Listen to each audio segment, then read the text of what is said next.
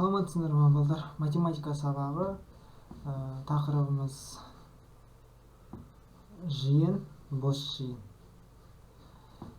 Сенің меңгеретінің жиын нысандарын салыстыру, тең жиындарды, бос жиындарды анықтау. Сабағымызды бастамас бұрын мына видеоға назар аударыңыздар. Мынау жануарлар жиыны. Жиын ортақ белгілер арқылы біріктірілген заттар мен объектілердің тобы. Бұл заттардың ортақ белгілері, олар жануарлар жиынына жатады. Математикада оларды жиын элементтері деп атайды.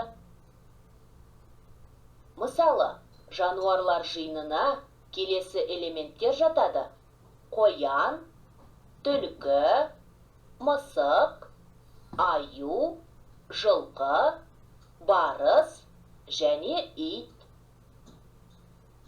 Ал бүркіт бұл жиынның элементіне жатпайды, себебі бұл құс. Сендер білесіңдер, үй жануарлары және жабайы жануарлар болады. Жабайы жануарларға қоян, түлкі, аю, барыс жатады. Үй жануарларына мысық, жылқы, ит жатады. Осы жиындарды салыстырайық. Жабайы жануарлар жиынында неше элемент? Дұрыс, 4. Үй жануарлар жиынында неше элемент? Дұрыс, 3. Демек, жабайы жануарлар жиыны үй жануарлар жиынынан көп. Олай болса, видеоны түсінген болсақ, мынандай тапсырма орындайық. Үлкен, кіші, тең белгілерін қой. Сіздер бұл тапсырмада бірінші баған, екінші бағанды көріп тұрсыздар, иә? Ең біріншісінде, бірінші қоршаудың ішінде 4 былай көрсетейін сіздерге. Бірінші мынаның ішін салыстырамыз.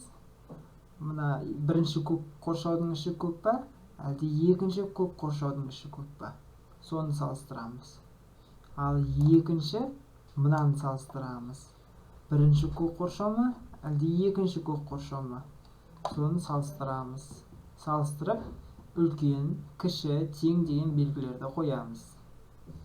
Бұл сіздерге бірінші тапсырма. Келесі тапсырманы орындамас бұрын мына видеоға назар аударамыз. Геометриялық фигуралар жиынын қарайық. Кәне салыстырайық. Не байқадың? Дұрыс, екі жиынның элементтері бірдей. Егер жиын бірдей элементтерден тұрса, бұл жиындар тең. Мына жемістерге қара. Бірдей жемістерді тәрелкелерге бөліп салайық. Мына жемістердің ішінде алма жоқ. Бірде-бір элементі жоқ жиын бос жиын деп аталады. Мысалы, тәрелкедегі алмалар жиыны бос жиын. Оны мына белгімен белгілейді. Геометриялық оны мына белгімен белгілейді. Егер екінші видеоны қарап болсақ, мына екінші тапсырманы орындайық. Сандар жиыны деп аталады. Сандар жиыны. Сіздер ең бірінші жиында неше элемент бар екенін анықтау үшін мына жерден бір таңбалы сандар нешеу екенін жазасыздар, екі таңбалы сандар нешеу екенін жазасыздар, және дөңгелек ондықтар нешеу екенін жазасыздар. Тағы да бір тапсырма сіздерге. Бір таңбалы натурал сандар жиынында неше элемент бар? Бір таңбалы сандарды қайталап шығамыз. Натурал жиындар соның ішінде қанша элемент бар? Соны сіздер өздеріңіз дәптерлеріңізге жазасыздар. Егер тапсырмалар түсінікті болса, іске сәт сіздердің жауаптарыңызды күтеміз.